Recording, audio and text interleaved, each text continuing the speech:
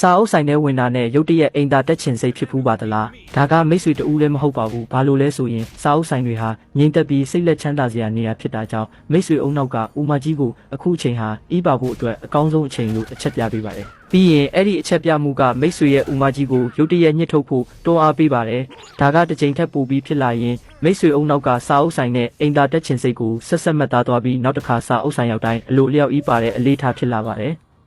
မြေပြင်မှပေ